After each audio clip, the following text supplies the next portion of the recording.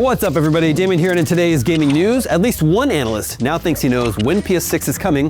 Xbox is reminding everyone that Call of Duty won't launch into Game Pass this year, and there are a few new games out this week I want to highlight. This is your Daily Fix.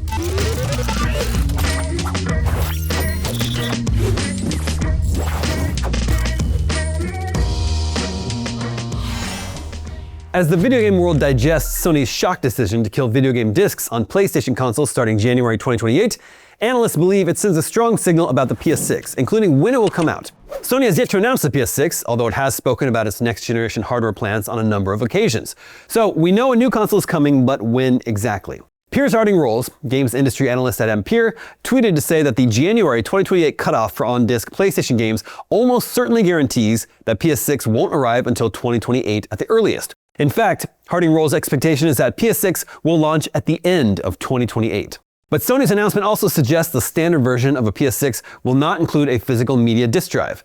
That's at a minimum, Harding-Rolls said. Ditching a disk drive would in theory make the PS6 somewhat cheaper to produce amid the ongoing RAM crisis fueled by the AI boom. Harding-Rolls added, Sony will be looking for all the ways it can reduce the cost of its next-gen console, and this is an easy win. It's possible that an add-on disk drive could be made available to play older PS4 and PS5 games on disk. Removing the drive will upset some gamers that don't want to pay for an add-on disk drive and that want to access their game collections on disk. It may be too impractical or too complex, but some process of transferal for older physical media to a digital license could alleviate some of these issues.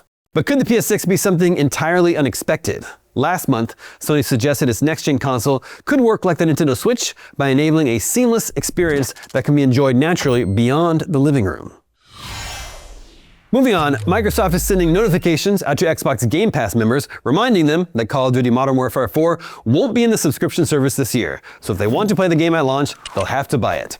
Call of Duty Modern Warfare 4 launches globally on Xbox Series X and S, PlayStation 5, PC, and Nintendo Switch 2 on Friday, October 3rd. Microsoft has decided to stick with $70 as the standard edition price for Call of Duty this year, resisting the temptation to go to $80 or beyond. The Vault Edition costs $100. With Modern Warfare 4, Call of Duty is certainly changing tactics. For one, Activision has the Switch 2 version ready. 2, it's finally leaving the last generation of consoles behind. And 3, Modern Warfare 4 will not launch day one on Game Pass after mainline Call of Duty games had done so in previous years. One of the first decisions new Xbox boss Asha Sharma made after she replaced Phil Spencer at the top of Microsoft's gaming business was to pull new Call of Duty launches out of Game Pass, instead adding them in a year later, while cutting the price of a subscription as part of a wider effort to rebuild the brand. The change with Call of Duty is an outlier. Other first-party Xbox games remain day one launches on Game Pass, such as Gears of War E-Day, Clockwork Revolution, and Fable. Call of Duty, though, is a bigger release than all three of those games combined, and Microsoft clearly felt it needed to move the needle back towards game sales and the revenue it brings in for its biggest franchise. And finally, here are the big game releases you can play over the long holiday weekend here in the US. Blood Gauntlet is a fast-paced pixel art action platformer where you're constantly bleeding out. The only way to survive is to keep moving and destroy everything in your path. It's out now on PC. Unhinged is a really interesting horror game you play on Netflix using your phone as a controller. A woman, voiced by Zoe Kravitz, is in an apartment building where the power is out and she's not as alone as she'd like to be. You can play it on Netflix now. And on Nintendo Switch, Rhythm Heaven Groove is out today. It is a superb sequel that expertly capitalizes on the captivating energy of its excellent music across a series of joyfully animated minigames. We gave it a 9 out of 10.